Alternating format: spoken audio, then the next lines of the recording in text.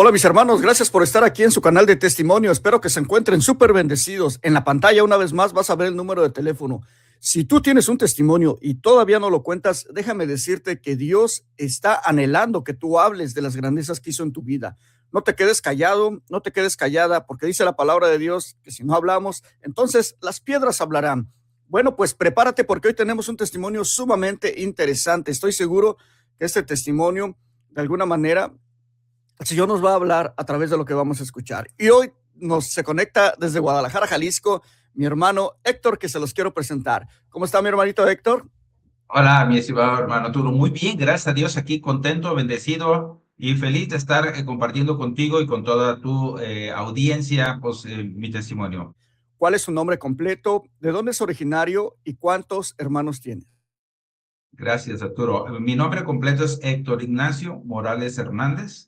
Soy originario de la ciudad de Guadalajara, Jalisco, y tengo 7 hermanos. Soy el mayor de 7 hermanos. Oh, perfecto. Muy bien, mi hermanito Héctor. Pues ahora sí te vamos a pedir que nos cuentes un poquito de ti, de tu pasado, tal vez poquito de tu niñez o tu adolescencia. Dinos quién era Héctor antes de conocer al Señor y cómo es que tú tienes ese encuentro con Cristo. Adelante, escuchamos tu testimonio. Muy bien, pues miren, soy yo el mayor de 7 hermanos. Mis padres, Héctor y Celina Morales, desde muy jóvenes en su matrimonio, se dedicaron a pertenecer a movimientos de la Iglesia Católica, ¿no? Por supuesto, yo soy católico. eh, Mi familia siempre fue una familia comprometida con el reino de Dios. Además, yo soy bisnieto de Ezequiel Huerta Gutiérrez.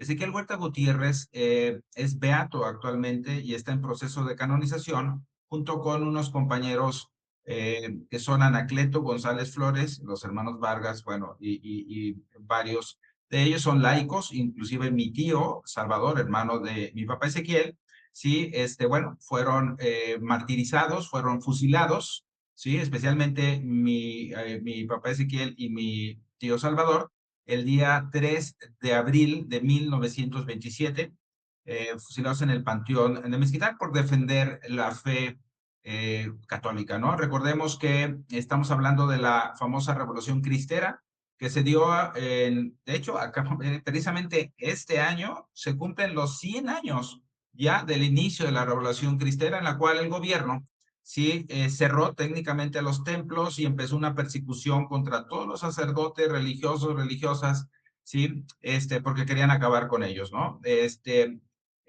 ese entonces, mis abuelos, ¿no?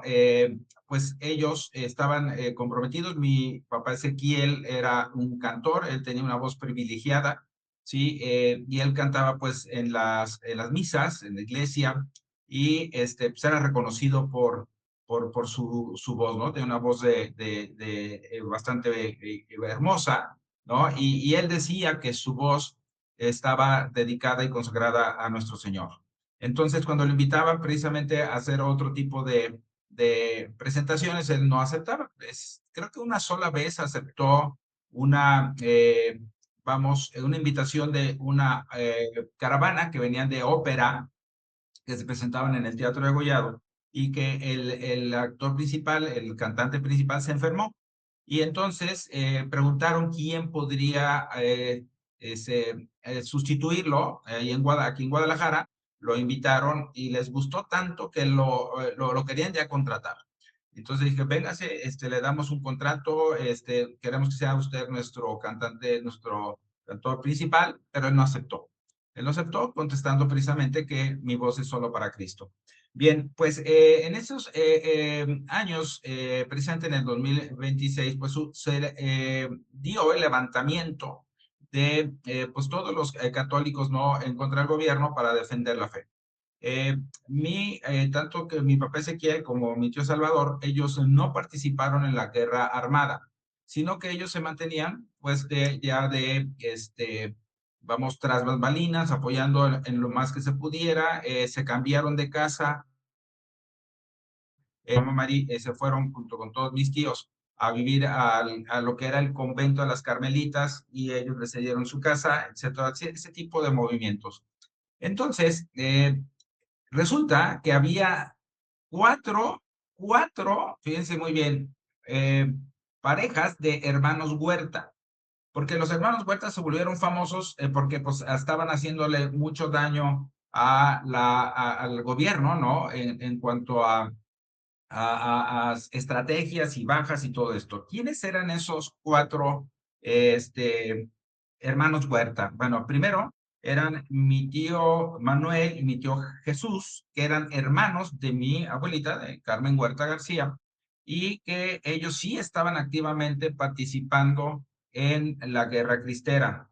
La otra pareja Huerta, la segunda, era mi tío Manuel, ¿sí? Y mi tío Salvador, hijo de mi tío Salvador también, ¿sí? Eran primos hermanos, que también se les decía y se les conocía como los hermanos Huerta. La tercera pareja de los hermanos Huertas eran mis dos sacerdotes, hermanos precisamente de mi tío Salvador y de mi papá Ezequiel, ¿sí? Que eran José de Refugio y Eduardo, ¿sí? Huerta García, que eran sacerdotes y que eran perseguidos. Y finalmente estaba la última o la cuarta pareja, que eran mi tío Salvador, que era mecánico, y mi papá Ezequiel, que era cantor, ¿no? Bien, pues los que tenían más a la mano y los que pudieron apresar, pues fueron con engaños, ¿sí? A mi tío Salvador, que llegaron un grupo de hombres allá a su taller mecánico, le dijeron que necesitaba que arreglara unos carros en la comandancia, él les dijo, tráiganme los carros, no, tienen que estar para allá, bueno, y así fue como lo apresaron. Sí, a mi papá Ezequiel, yo me acuerdo mucho de eso porque mi mamá Lita tenía 15 años, mi abuelita, y ella me platicaba precisamente con lujo de detalles, pues a esa edad ya se dio cuenta cómo fue que llegaron un día en la mañana, muy de temprano, después de haber asesinado yo a Anacleto González Flores, ¿sí? Se presentaron en la casa de mis abuelos y empezaron a saquear y ahí apresaron a mi papá Ezequiel, ¿sí? Y bueno, ya no, nunca regresó. Eh, todas estas historias de esta revolución cristera, por supuesto que fueron calando en mi persona desde niño, porque yo fui muy apegado a mi abuelita, ¿no? De hecho, pues yo siempre he dicho que yo tuve dos madres, ¿no? Mi mamá, por supuesto, y mi mamalita, ¿no? Que ella técnicamente me adoptó como su hijo. Entonces yo conviví muchísimo con ella. Y todas esas historias y todos esos testimonios que pues es largo de contar, pero que fueron haciendo precisamente mella en mi persona, pues fueron marcándome, ¿no? Durante toda, bueno, de hecho lo han hecho hasta el día de hoy. Bien, yo a partir de toda esa juventud y esa niñez que también participaba yo, pues en el coro de la iglesia, en el grupo parroquial, activamente, ¿sí? Bueno, nosotros, Moni y yo nos casamos en el año de 1983 y nos fuimos a vivir a la ciudad de Cancún. A mí me ofrecieron un trabajo allá y nos casamos y nos fuimos para allá. Ese mismo año, 1983, asesinan a mi hermano Javier, de 21 años, que era el segundo, ¿sí? O sea, yo soy el más grande y soy el mayor. Luego venía Javier, mi hermano, ¿sí? Luego Fernando, luego Celina, Claudia, Oscar y Eugenia del Carmen, ¿no? Somos los 7.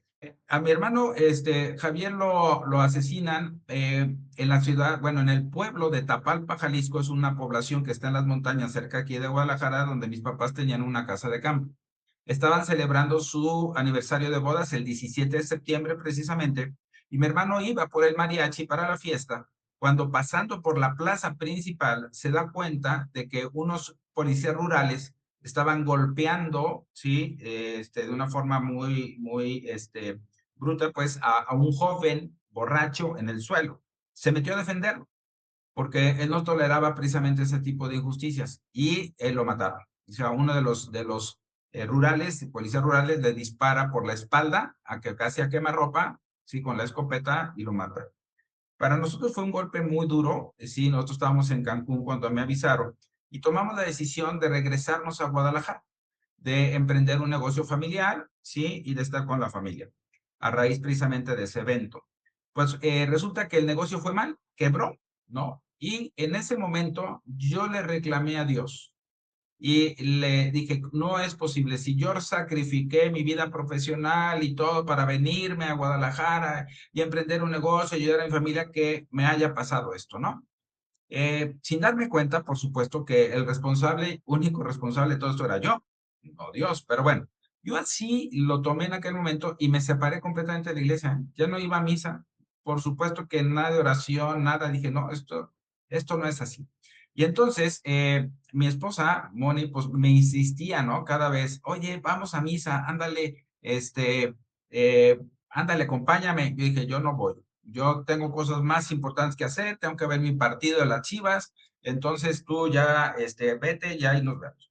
Total que un día llega ella y me dice, oye, fíjate que me platicaron de un padre, un sacerdote, que está aquí cerca de Guadalajara, en una población que se llama San Agustín, y que tiene un lugarcito que se le llama el Meyugori en Jalisco.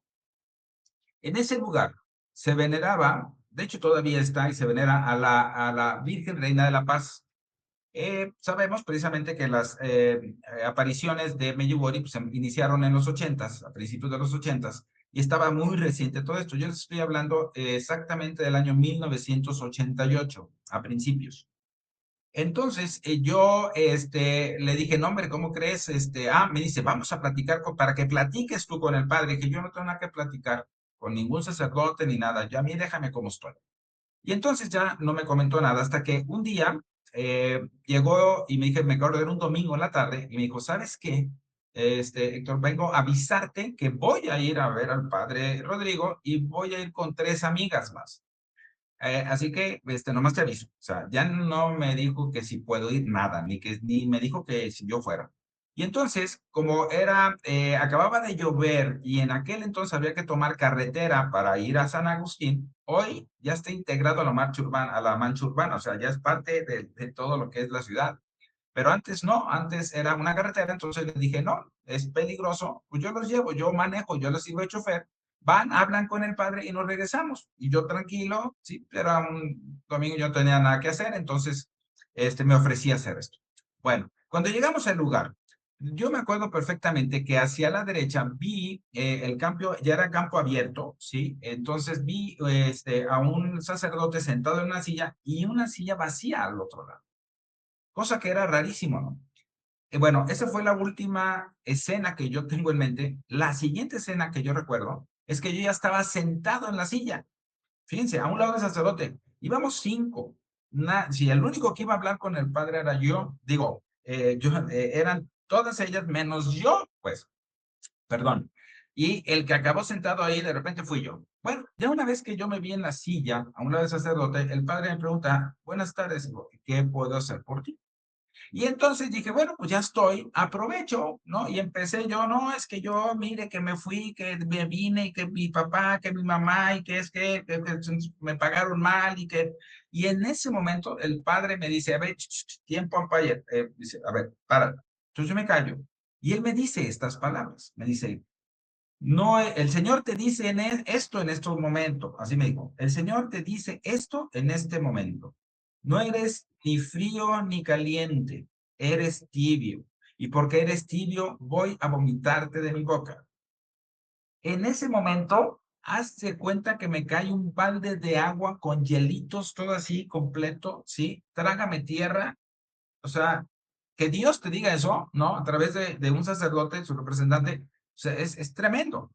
Y yo me quedé así blanco, y entonces, pero el padre Rodrigo siguió, dijo, pero Dios te ama tanto que te va a conceder lo que le pidas. ¿Qué le quieres pedir? O sea, imagínate, ¿eh? Por un lado me da una revolcada y me pone en mi lugar, y por otro lado dice, es que yo te amo y quiero darte lo que me pidas. Yo me acuerdo que pedí que haya paz y armonía y unidad en mi familia, así lo pedí. Y entonces el padre me dijo, bien, el Señor lo va a hacer, pero primero lo va a hacer en ti. ¿Ok? Entonces ya, gracias Padre, me dio la bendición y todo lo más, me levanté, ¿sí? Y a partir de ese momento, yo le digo precisamente que fue exactamente lo mismo que vivió San Pablo, ¿no? Cuando es tumbado y se le aparece el Señor Jesucristo, que viene esa cambio y esa transformación. Eh, a partir de ese momento, me nació en el corazón irme a confesar, por supuesto, e ir a misa. Además, en ese lugar, todos los domingos, se rezaba el rosario completo. En aquel entonces, recordemos, en el 88, pues eran los 15 misterios, ¿no? misterios gozosos, los dolorosos y los gloriosos. Todavía los de la luz, esos vinieron hasta el 2002 con San Juan Pablo II. Entonces, en ese lugar se olía rosas. O sea, y entonces a mí me nació cuando antes ni siquiera quería rezar una Ave María, pues se me hacían cortitos los 15 misterios del Rosario, ¿sí? En ese lugar donde se respiraba la paz y todo. En ese lugar conozco yo también a un hermano de comunidad que me invita a la renovación carismática católica en el Espíritu Santo. Y yo le dije, ¿y eso qué es? Yo no sabía nada de eso, ¿no? Entonces me dice, más o menos me explicó, me dice, es que, mira, tienes que ir a un seminario de bien el espíritu. Entras el viernes y sales el domingo. Entonces es encierro, pero que mira que el Señor se manifiesta. Todo lo que ustedes ya saben, ¿no? Con respecto a esos seminarios. Y yo le dije, no, ahí después. Bueno, llega un día y me dice, a ver, aquí están ya tus inscripciones. Y tú sabes, ya están pagadas, ¿sí? Porque, pues, como era de fin de semana, tenía un costo más o menos, considerable. Y entonces, me dijo, si tú quieres no ir, no, pero ya está. Y entonces yo, por supuesto, para de alguna forma no hacerlo quedar mal, entonces dije, está bien, bueno, pues vamos. Fui con Moni, mi esposa, y le dije, mira, pues es que aquí está, ya nos pagaron y todo, estos registros, entonces, pues vamos, ¿no? Nunca habíamos dejado a nuestra hija sola, ¿no? En aquel entonces tenía 2 años, 2 añitos, y entonces, pues, hicimos todo para poder asistir a ese lugar. Cuando llegamos a ese lugar, que es en el CES, Centro de Espiritualidad de aquí de Guadalajara, me acuerdo perfectamente que llegamos, nos registramos, nos dijeron suban sus cosas a su habitación y bajen porque está la ambientación, ¿no? Entonces, ahí en la placita esta que está aquí, ahí los esperamos. Pues ya que cuando nosotros dejamos cosas y llegamos a ese lugar, yo me acuerdo que yo me impresioné porque pues veía, precisamente había una pilastra al centro, ¿sí? El patio y columnas alrededor y corredores.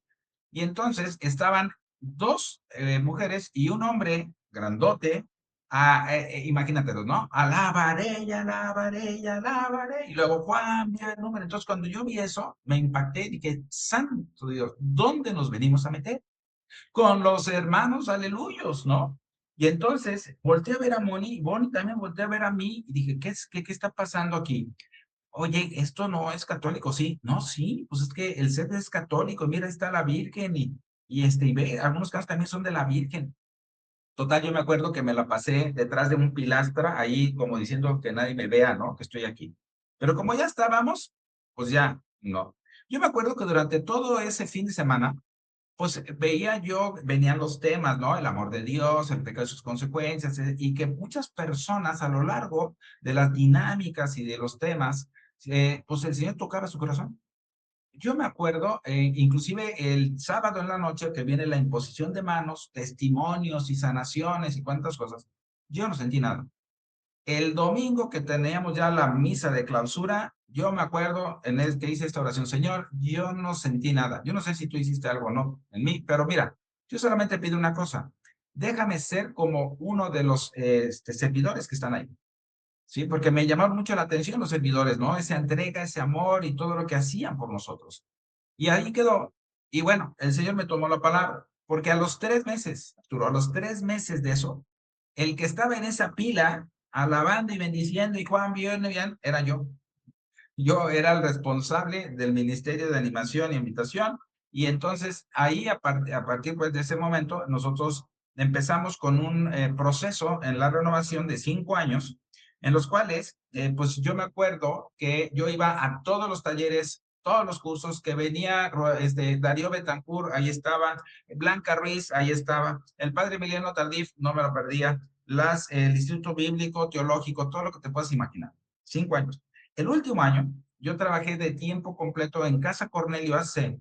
De hecho, me tocó a mí, por así fundar de alguna manera la parte administrativa del movimiento de la Renovación Carismática.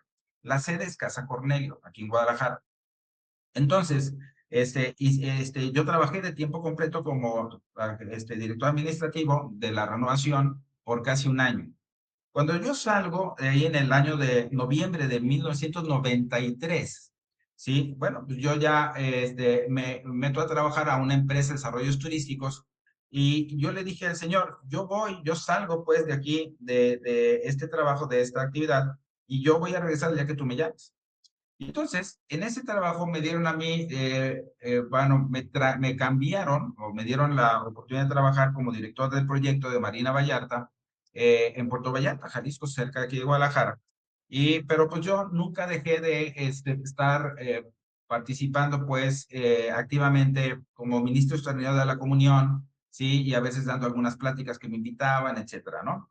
Bien, en el año de 1994, sí, yo salgo en el 93, 94 entro a trabajar en esta empresa, Citur Desarrollos Turísticos, y precisamente el 21 de mayo, mi hermana Celina, la número 4, recuerden, 29 años tenía, ella yendo en carretera de Guadalajara hacia Totonilco el Alto, tienen un accidente automovilístico y mueren ella y mi sobrina Ana Sofi de 6 meses.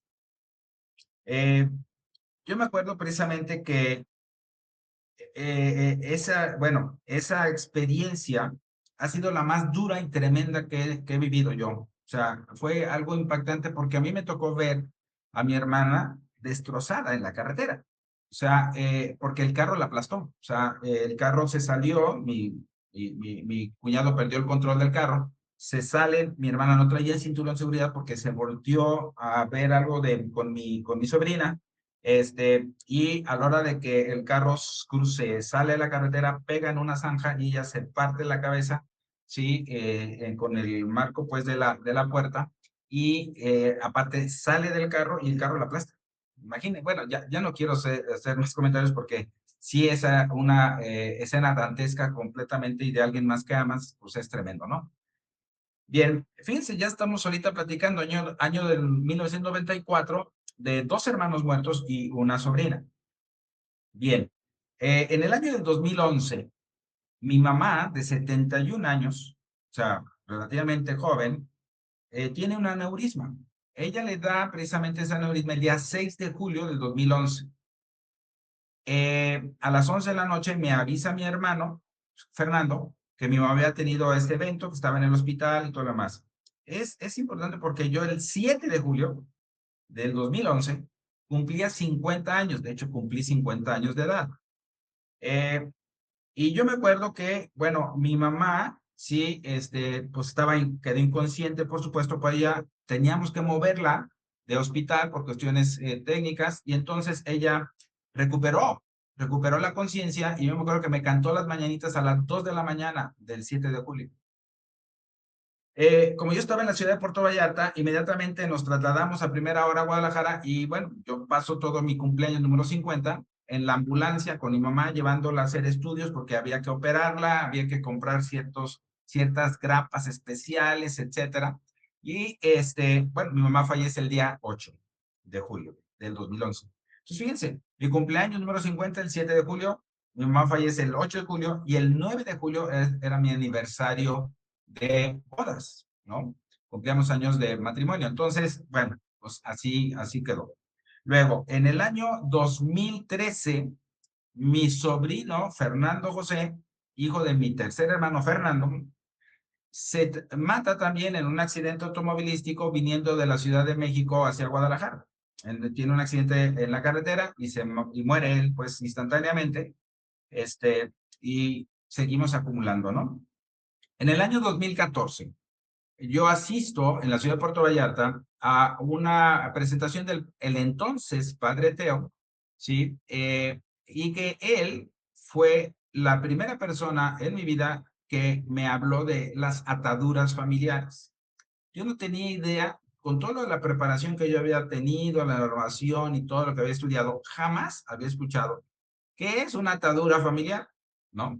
Y cuando yo me acerco con él, una vez terminando la presentación, la plática, le comento rápidamente esto, él me dice, sí, efectivamente, eso es una atadura familiar. Oiga, padre, ¿y qué hago? O sea, y eso, o sea, ¿cómo se elimina? Porque pues si eso está en mi familia, ¿no? Pues esto va a seguir. Y entonces, él me dice, no, pues mira, hay que hacer misas y hay que reparar y hay que todo, pero fue todo muy rápido que yo me quedé igual.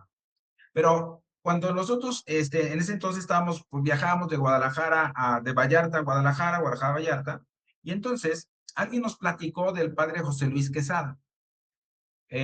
Pues hicimos una cita y fuimos a verlo, Moni y yo, y efectivamente el padre José Luis nos confirmó que hablábamos de una atadura familiar, pero él sí nos dio un esquema de su libro, La Hora Santa para la Oración de las Familias, nos dio un esquema de oración precisamente contra las ataduras de sanación y liberación. Ahí empezó ya nuestro proceso de sanación y liberación, ¿no? Esos son los inicios. Bien, ese mismo año 2014, mi papá el 25 de junio del 2014 amanece muerto. Le da un infarto, muere en la noche y mi hermana me avisa también. Yo estaba, de hecho me acuerdo que estaba en misa de 7 de la mañana, me llamó como a las 7:20 y que mi papá pues había fallecido.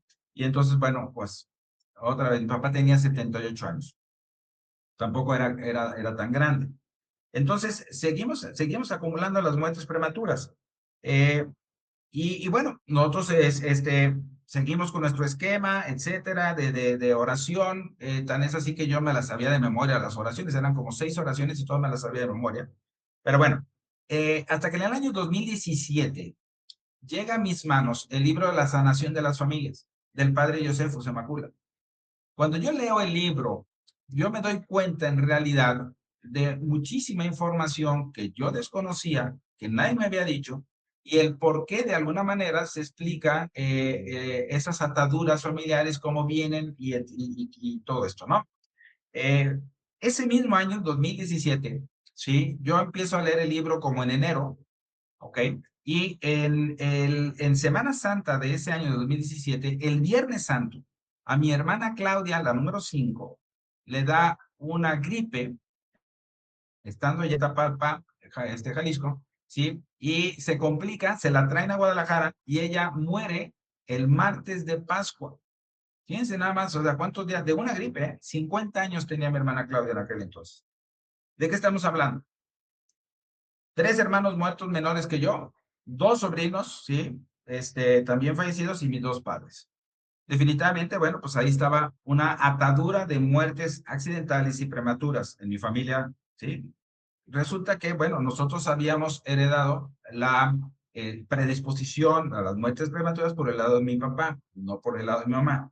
Sin embargo, bueno, pues teníamos nosotros que darnos a la tarea. Yo me acuerdo precisamente que eh, cuando tomamos el taller ese mismo año, en junio también del año del 2017, yo llegué a ese taller pensando que terminando el taller, mi vida iba a cambiar, iba a dar un giro de 180 grados, iba a cerrar los puntos de acceso, iba a correr al enemigo, me iba a llenar la gracia de Dios y todo iba a salir bien, sin problemas.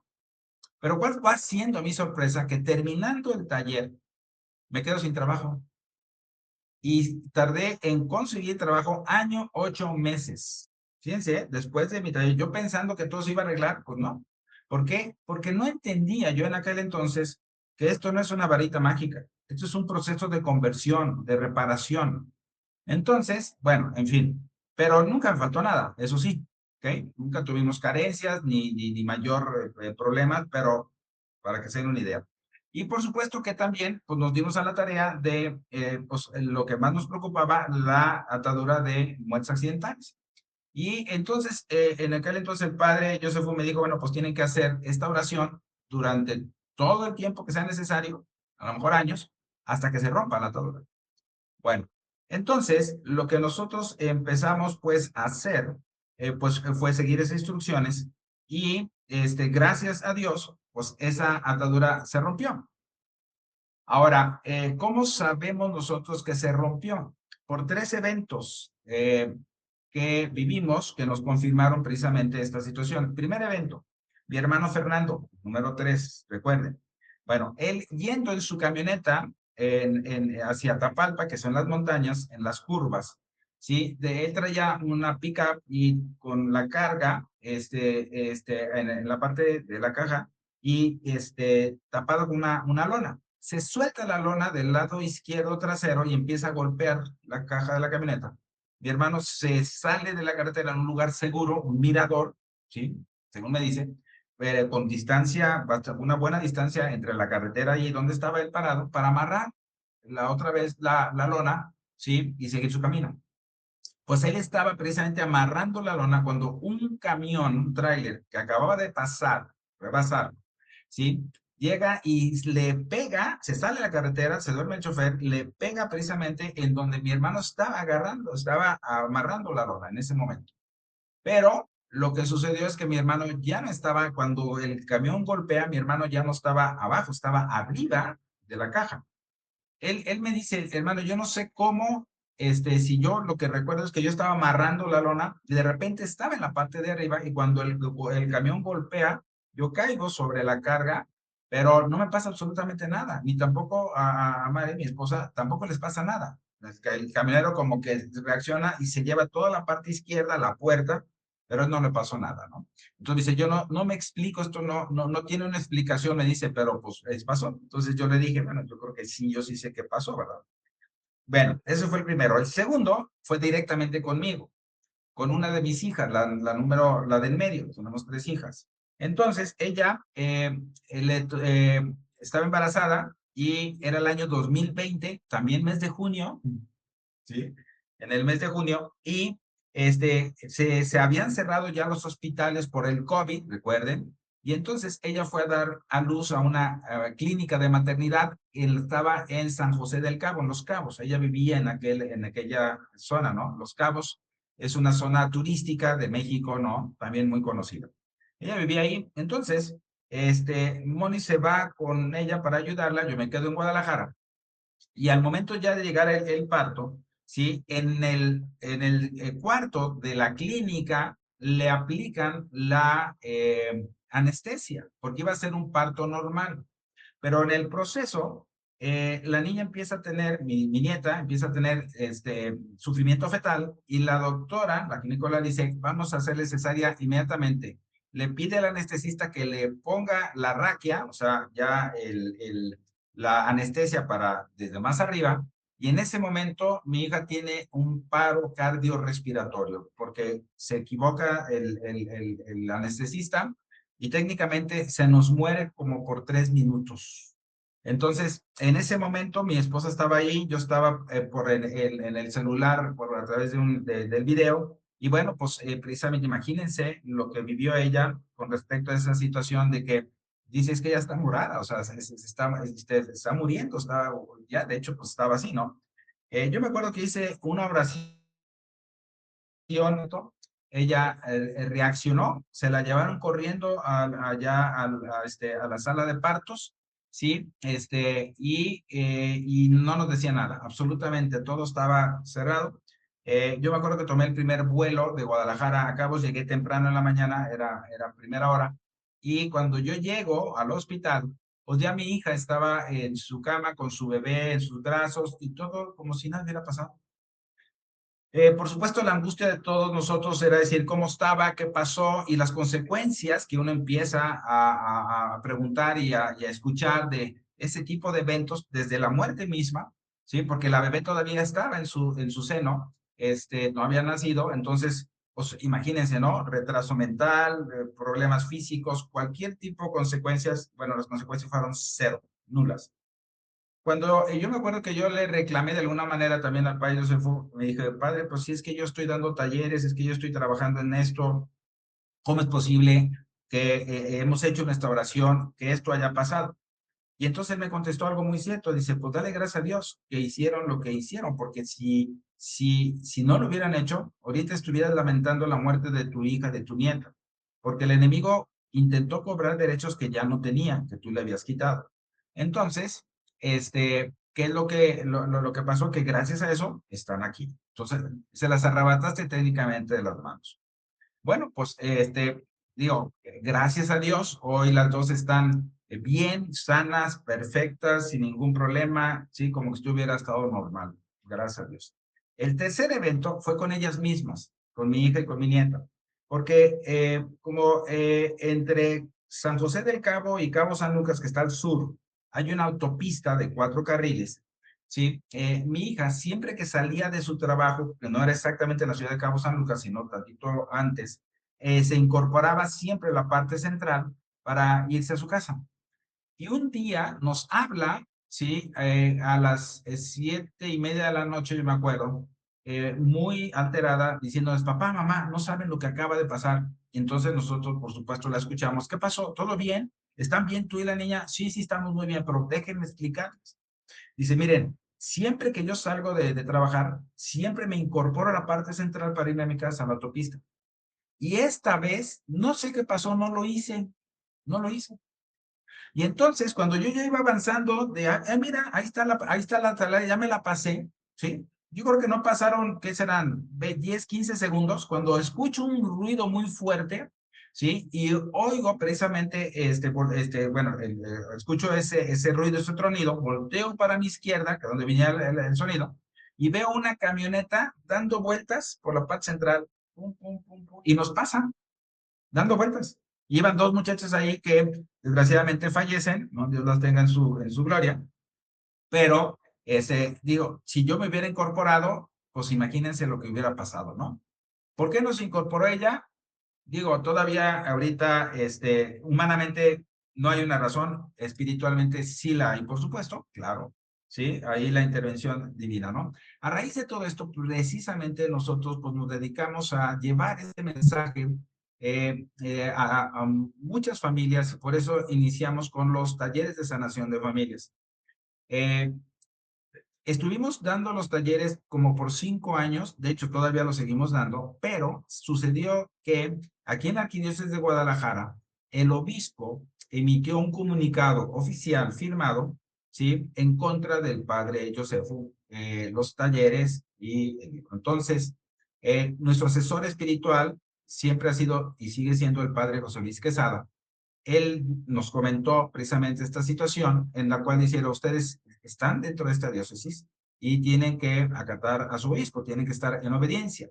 Entonces, ¿qué es lo que sucedió? De lo que nosotros hicimos, pues, durante, esto fue a mediados del año pasado, exactamente hace un año, más o menos, sí, un año, nosotros estuvimos discerniendo y poniendo en oración todo esto, porque el Señor nos quería marcar o nos marcaba pues un camino diferente al que habíamos tomado hasta el año pasado. El padre José Luis nos dijo, miren, yo ya no voy a poder ser su asesor ni apoyarlos porque pues, yo pertenezco a esta diócesis y tengo que estar en obediencia. Entonces, ustedes deciden, ustedes saben qué van a hacer, o cámbiense de diócesis o hagan otra cosa, o si siguen adelante, pues nomás tengan presente esa situación. Nosotros pusimos en oración precisamente esta situación y decidimos, ya bajo la luz del Espíritu Santo, mejor hacer modificaciones al taller de sanación de familias, ¿sí? Adaptándolo a los lineamientos del arzobispado. Había varios puntos que el arzobispado pues, estaba señalando con respecto precisamente al taller del padre Josefo, ¿sí? Que nosotros ajustamos y que los adaptamos. El más importante, déjame explicarte ahorita, Arturo, es la oración que se hace como término, pues, o lo que se continúa haciendo después de terminado el taller, porque ese es el proceso, un proceso de conversión y de oración que te lleva tiempo. Esa oración, el padre Josefo la propone imperativa. Imperativa, la oración imperativa es cuando se le da una orden directa al enemigo. Satanás, en el nombre de Jesús, yo te ordeno que te vayas, que me liberes, etcétera, ¿no? Esa es una oración imperativa. ¿Qué dicen las autoridades eclesiásticas? Los laicos no deberán que usen la oración imperativa, darle orden directa al maligno. ¿Por qué? Porque hay 3 condiciones que se necesitan para poder ejercer ese tipo de oración imperativa de forma efectiva. ¿Cuáles son esos 3? Conocimiento, fe y gracia. Entonces, esa oración se reserva principalmente para los sacerdotes y especialmente cuando se hace un exorcismo oficial, que eso ya es ejercer el ritual oficial de exorcismo en la Iglesia Católica con un permiso por escrito del obispo para X o determinado sacerdote. ¿Ok? Bien. Entonces, los laicos, ¿sí? Nosotros, pues, nos respaldamos en Marcos 16, 17. ¿Qué dice Marcos 16, 17? Dice, el que crea en mi nombre expulsará demonios, hablará nuevas lenguas, ¿sí? Tomará serpientes en sus manos y si beben veneno no les hará daño, etcétera. No lo sabemos. Bueno, entonces, ese es el respaldo precisamente de la oración imperativa para el que crea, o sea, todos nosotros, si somos creyentes. Bien, pero aquí hay una cosa importante. Si de veras nosotros queremos ejercer en mi nombre expulsarán demonios, también deberíamos de hacer lo siguiente, ¿no? O sea, tomar serpientes que no nos hagan daño, hablar nuevas lenguas, ¿sí? Y poner las manos y sanar a los enfermos. No lo hacemos, pero pues agarramos nomás la parte, la primera, ¿no? Bien. Entonces, por supuesto que cuando tú haces eso, lo haces basado en tu autoridad espiritual que Dios te dio. Hasta ahí vamos bien, pero habría que ser, o sea, o habría que confirmar que de veras el que crea, ¿sí? Lo entendamos correctamente. ¿Por qué? ¿Qué nos dice Juan 14:12? ¿Qué nos dice Juan 14:12? ¿Sí? El que crea en mí hará las obras que yo hago y las hará aún mayores. Eso quiere decir que si de veras le creemos a Jesucristo, entonces tendríamos que hacer lo mismo que él hizo. ¿Qué hizo él? Pues sanar enfermos, expulsar demonios. ¿Me explico? Y no lo hacemos. ¿Por qué? Porque precisamente ahí entra la fe. ¿De qué tamaño es nuestra fe? Entonces, ahí son situaciones en las cuales también debido a la experiencia que hemos tenido durante esos 6 años de talleres, pues hemos visto que las personas que persisten o que perseveran, pues son muy poquitas, en realidad muy poquitas. ¿Por qué? Por este tipo precisamente de situación. Ahora, ¿qué es lo que proponen las autoridades eclesiásticas? La oración deprecativa. ¿Cuál es esa oración? La oración deprecativa es en la que tú le pides a Jesús que haga algo por ti, o le pides a San Miguel Arcángel que haga algo por ti, o le pides a la Virgen que haga algo por ti. ¿Sale? Señor Jesús, expulsa este demonio, ¿no? Ok. Entonces, ¿qué sucede? Que cuando tú utilizas la oración deprecativa, tienes varias características o varios, elementos que soportan y sostienen y la hacen más efectiva para el laico. ¿Cuáles son esos puntos? Primer punto, obediencia. A nosotros, al estar en obediencia con nuestras autoridades, ¿sí? En ese momento nosotros nos alineamos, nos ponemos en orden y el demonio no soporta el orden ni la obediencia. Él es desobediente, desordenado por naturaleza, ¿sí? Entonces ya llevamos la primera. Segunda, humildad, porque yo humildemente le pido a Jesús que haga algo por mí. Y entonces, ¿sí? La humildad es algo que el demonio tampoco va a tolerar siempre. Fíjense, actitud humilde. Jesús saca y rompe, expulsa. Actitud soberbia. Yo te ordeno que tú salgas en el nombre de Jesucristo. ¿Sí me explico? Ojo con esto. Tercer punto, el respaldo en las escrituras.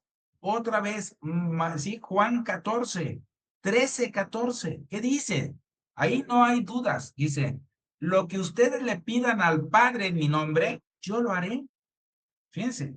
Y lo que ustedes me pidan en mi nombre, yo lo haré.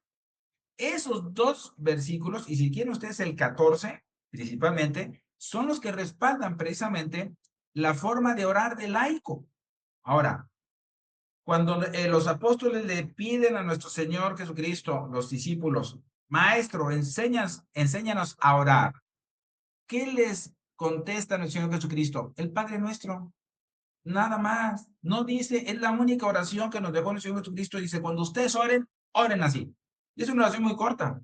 Eso quiere decir que no por mucho orar, vas a tener mejores resultados, ¿no? Porque lo que cuenta es precisamente, ¿sí? La conversión, es la fe y el estado de gracia de la persona.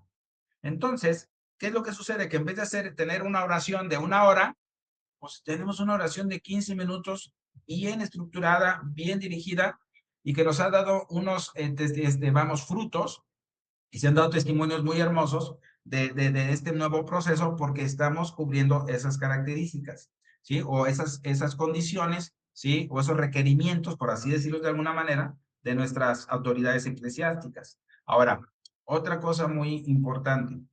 Cuando nosotros revisamos precisamente esa estructura, también nos dimos cuenta que una parte muy importante es la reparación y el sufragio, porque estamos vinculados a nuestros seres queridos que ya murieron, que están en el purgatorio. Entonces necesitamos hacer también sufragar por ellos y no dejarlos, ¿sí? Abandonados, y por supuesto reparar. Ahora, ¿qué es lo que pasa? Cuando yo reparo por alguno de mis antepasados que están en el purgatorio, lo estoy ayudando, lo estoy beneficiando. Y si un familiar mío ya puede salir del purgatorio y entra al cielo, pues imagínense la ayuda y la palanca y se supone que podemos tener todos nosotros, ¿no? Ahora, otra situación también importante. Dios quiere familias sanas, fuertes, llenas del Espíritu Santo, trabajando en la construcción del reino de Dios. Para eso tenemos nosotros que poner las manos a la obra. Y es suficiente un solo miembro de la familia para que toda la familia se pueda beneficiar. Fíjense, eso es lo bonito. Y lo que Dios quiere, pues, y lo que Él quiere, pues, hacer en nuestras familias. Y nos escoge a nosotros, si tú me estás viendo o escuchando en este momento, ¿sí? Bueno, es una invitación del Señor Jesucristo para presentar ese plan que Él tiene para ti, para tu familia, porque Él quiere sanarte y sanarlos a todos, quiere salvarte y salvar a toda tu familia, no solamente a ti, ¿ok? Ahora, otro de los puntos importantes y del que se ha hablado mucho en contra, pues, de sanación en familias es el pecado heredado. Aquí quiero aclarar una cosa muy fácil, o no, no fácil, pero muy precisa. El pecado no se hereda, es personal, intransferible. Yo no voy a dar cuentas del pecado de mi abuelo, no, pero como estoy vinculado con él, sí sufro las consecuencias de sus actos. Voy a ponerles un ejemplo. Yo heredo la hacienda de mi papá. Mi papá me hereda su hacienda, ¿no? Es una hacienda muy grande. Un río la cruza y en ese río, en la propiedad de nosotros, ¿sí? Hay una represa. Esa represa la puso mi abuelo para tener más agua, pero cuando él pone esa represa, ¿sí? Afecta al pueblo que está aguas abajo y le restringe el agua, les da muy poca agua. Obviamente todo el pueblo se inconformó con en su momento con mi abuelo. Mi abuelo dijo, aquí es mi propiedad, yo hago lo que quiera. En aquel entonces no había la ley de aguas nacionales, lo que ustedes quieran, y ahí se quedó la represa. Entonces, el pueblo, pues técnicamente se enemistó con mi familia, con mi abuelo, con mi papá y todo lo demás. Mi papá no hace nada porque pues él le tocó ver que su papá hizo eso y le da la razón, pero ya no está ni tu abuelo ni tu papá. Ahora el dueño de la hacienda, ¿quién es? Tú eres el dueño de la hacienda. Entonces, ¿qué sucede? Hay un problema. ¿Quién fue el culpable? Tu abuelo. Él va a dar cuentas, él ya dio cuentas a Dios de eso. Y tu papá por no hacer nada. Pero ahora tú tienes en tus manos el problema, ¿sí? Porque cada que vas tú o tu familia van al pueblo, pues reciben malas caras, malos tratos o lo que sea. ¿Sí me explico?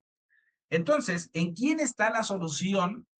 En ti, porque ahora tú eres el dueño, ¿sí? Ellos ya no están, ahora tú sí estás. Tú no eres responsable de lo que hicieron, no eres responsable de lo que heredaste, más sí de poner, ¿sí? Solución a los problemas o a las situaciones que te están generando conflictos o problemas. Entonces, ¿qué es lo que voy a hacer? Mando quitar la represa, ¿sí? Les doy suficiente agua ya al pueblo. ¿Y qué es lo que va a pasar? Que el pueblo, en lugar de estar en contra de mí, me va a estar agradecido y me va a estar, sí, y que Dios lo bendiga, etcétera. ¿Sí me explico? En vez de decirme cosas negativas. Eso es más o menos lo que sucede en nuestras familias. No somos responsables de lo que heredamos, pero cuando viene un alcoholismo de abuelo a padre, a hijo, a nieto, sí, esas se llaman ataduras, sí, familiares que vienen de generación en generación. O cuando viene, por ejemplo, ruina económica, cuando viene desempleo, cuando vienen enfermedades, cáncer, diabetes, hipertensión, todas esas son ataduras, ¿sí? Que provienen precisamente del pecado y que el enemigo usa en contra de nosotros. Y nosotros tenemos precisamente esa autoridad espiritual dada por Dios para liberarnos, ¿sí? Y romper esas ataduras, o que nuestro Señor Jesucristo rompa esas ataduras y poder llenarnos de la gracia de Dios. Porque una atadura es todo aquello que te impide moverte, avanzar, Y lo que el demonio no quiere es que nosotros avancemos en nuestro proceso de conversión. Nos quiere tener atados, nos quiere tener amordazados y nos quiere tener bajo su control. Y miren, es impresionante. Hay una cita bíblica que es clave, que es Oseas 4:6, y dice, mi pueblo perece por falta de conocimiento. No tenemos idea de la cantidad de actos, acciones, prácticas que realizamos todos los días que nos alejan de Dios. En vez de acercarnos al reino de Dios, nos alejan de Dios. Y nosotros no sabemos ni nos damos cuenta. Oye, Héctor, pero es que para que sea pecado tengo que saber yo qué es pecado. Y no sé, la verdad, yo creo que hacer yoga es bueno. Ándale, está bien.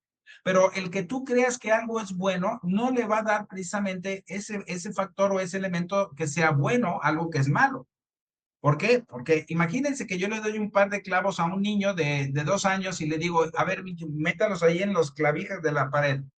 ¿Qué va a pasar con el niño? Se va a electrocutar, ¿no? Se va a dar una descarga eléctrica. Esto es a lo mejor muy sádico, pero pues, es una forma de entender. ¿El niño sabía que se iba a dar una descarga eléctrica? No. ¿Se quería darse una descarga eléctrica? Tampoco. ¿Se dio la descarga eléctrica? Claro. ¿Por qué? Pues porque hizo la acción. Y lo mismo sucede con nosotros. Sí es cierto que a lo mejor no podríamos tener culpa, pero sí hay consecuencias. Y las consecuencias las estamos viendo alrededor. Con tanta desunión, destrucción, pleitos, problemas, individualismo, egocentrismo que hay en nuestras familias. La familia es la célula de la sociedad. La familia es nuestra iglesia doméstica. Y precisamente el demonio lo sabe y por eso está destruyendo nuestras familias. Y por eso es importante que nosotros conozcamos y nos preparemos y que desmenucemos la palabra de Dios y que hagamos vida en nosotros los evangelios. Y eso depende de nosotros, de nadie más. Y por eso es la invitación a mostrarles este plan que Dios tiene, y es lo que hacemos nosotros precisamente en este nuevo taller de sanación de familias en Cristo, ¿sí?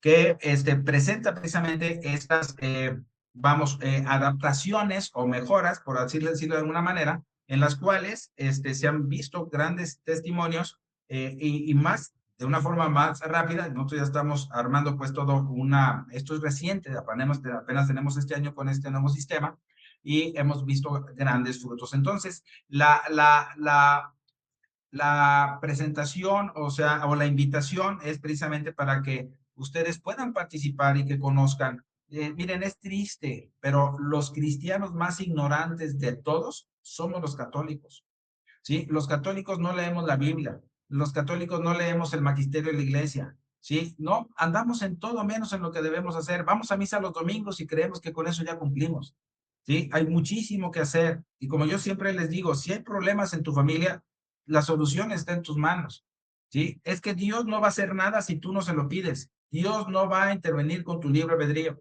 Y todo eso precisamente lo vemos y lo analizamos en este taller que pues, ha ayudado a muchas familias a que se unan. Es hermosísimo, Arturo, cuando familias que tienen 25, 30 años de no hablarse, de estar desunidas, se vuelven a unir, se perdonan, ¿sí? Y se vuelven, pues, esas familias con Jesucristo al centro. Entonces, eso es precisamente parte de lo que es nuestro ministerio y de lo que queremos llegar, pues, al mayor número de familias, llevarles este mensaje, esta buena nueva, para que hagamos lo que tengamos que hacer y dejemos de hacer todo aquello que no nos ayuda a nuestra conversión ni a nuestra salvación, porque nadie se va a quedar aquí. Ninguno de nosotros vamos a quedar aquí. Y entonces, ¿qué hemos hecho para el día que nos llegue, que muramos y que lleguemos a la presencia de Dios, a tener nuestro juicio particular? ¿Qué vamos a llevar en las manos? ¿Cuántos, Dios, tú crees que Jesucristo nos va a preguntar, ¿cuánto dinero dejaste en el banco, hijito? ¿O cuántas casas tuviste? ¿O cuántos carros? ¿O cuántos, tuviste hacienda? ¿O tuviste empresas? No. ¿Cuánto amor fuiste capaz de dar y cuánto de veras fuiste tú capaz de llevar en la buena nueva a toda la creación, ¿no? Pero eso es precisamente lo que nosotros hemos, digo, por supuesto que vemos que esto ha funcionado y que es precisamente eh, algo que Dios ha puesto en nuestras manos en estos tiempos, porque es cuando la iglesia lo necesita, cuando nosotros lo necesitamos, porque nunca como antes la familia está siendo despedazada, destrozada por el enemigo, ¿sí? Y nosotros ni cuenta nos damos. Estamos en una guerra espiritual descomunal que nadie ve y como nadie la ve, pues nadie la toma en cuenta. Pero lo que sí vemos es precisamente tanto aborto, tanta ideología de género, cada día más homosexuales, lesbianas, cada día más robos, asaltos, secuestros, abortos, o sea, todo eso, ¿sí? Es alimento para los demonios. Somos nosotros mismos los que debemos dar ese poder, ¿sí? Él no tiene ese poder, él ya está vencido, él está derrotado, el maligno está derrotado, pero él nos hace creer que no es así y nos engaña precisamente como engañó a Adán y Eva para que comamos del fruto prohibido, nos alejemos de Dios, nos separemos y él haga de las suyas. Y esa es la invitación. Nosotros tenemos talleres cada mes. Este es el próximo taller que vamos a tener el día, aquí lo tenemos, del día 10 al 22 de agosto. Son 11 sesiones por internet, o sea, son en línea. Cada sesión se graba y se queda disponible para que la puedan ver posteriormente durante 72 horas. O sea que si yo no puedo estar en la sesión en vivo, no hay ningún problema, lo puedo ver más adelante y es exactamente lo mismo. No hay nada diferente porque usamos precisamente el sistema de webinar de Zoom. Eso quiere decir que no hay cámaras, no hay micrófonos, no hay interrupciones. Entonces, ahí está el teléfono, por favor comunicarse al 3317-990503 o directamente a la página web, que aquí la tenemos, sanaciondefamilias.com, se los va a poner, este es el teléfono, ¿sí? 523317-990503. Si ustedes están viendo este video fuera, pues ya del mes de agosto, o antes de que empezamos a ver, en septiembre, en octubre, cada mes tenemos un taller, ¿no? Entonces, para que puedan ustedes enviar por WhatsApp, nos envían un mensajito, nosotros les damos toda la información para que se puedan registrar. Y o directamente en la página sanaciondefamilias.com, ahí ingresan ustedes directamente y ahí pueden registrarse al taller que está vigente, ¿no? Al próximo, al siguiente taller pues, que tenemos. Hay una situación que a nosotros nos preguntan, a mí me preguntan ya después de haber dado los talleres, oye, hermano, esta atadura de problemas, de enfermedades o situaciones económicas o lo que sea, ¿se puede romper? Yo simplemente les digo, quien rompe las ataduras, quien destruye todo esto, es nuestro Señor Jesucristo. Entonces, si ustedes me pueden decir o me pueden mencionar a alguien que tenga más poder, más honor y más gloria que nuestro Señor Jesucristo, entonces les daría la razón. No lo hay, no existe. Porque nuestro Señor Jesucristo es el que tiene todo el honor, todo el poder y toda la gloria por los siglos de los siglos. Amén. Y miran, aquí hay una cosa importante. Él en Juan 10:10, Juan 10:10, Juan es el evangelio que se distingue de los otros. En el capítulo 10, versículo 10, el 10 es plenitud.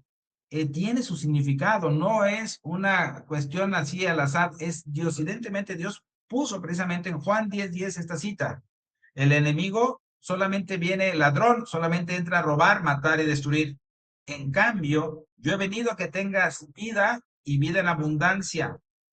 Y no es esa vida para cuando te mueras. No es esa vida para el más allá. Es aquí en este mundo, porque la redención nos obtuvo la salvación y esa vida nueva, esa vida en abundancia. Y si tú no estás viviendo esa vida en abundancia que Jesucristo vino a traernos, es porque te la están robando. ¿Quién? El ladrón.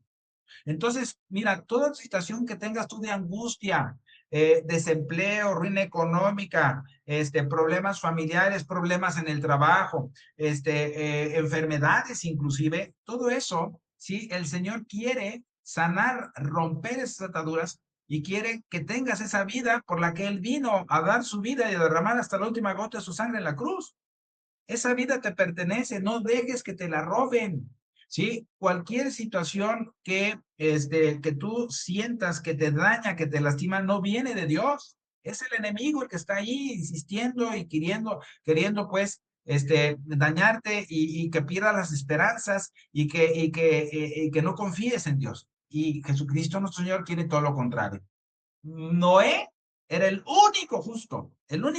No dice que los hijos ni las nueras eran justas, ¿eh? Pero sin embargo se salvan porque a la barca entran Noé, su esposa, sus 3 hijos y sus 3 nueras. O sea, por Noé, 1, se salvan 8, toda la familia. Lo mismo quiere hacer Dios con nosotros, ¿sí? Utilizarte a ti como instrumento para sanar toda tu familia. Y tú lo aceptas, Él lo hará. Si no, él respeta tu decisión.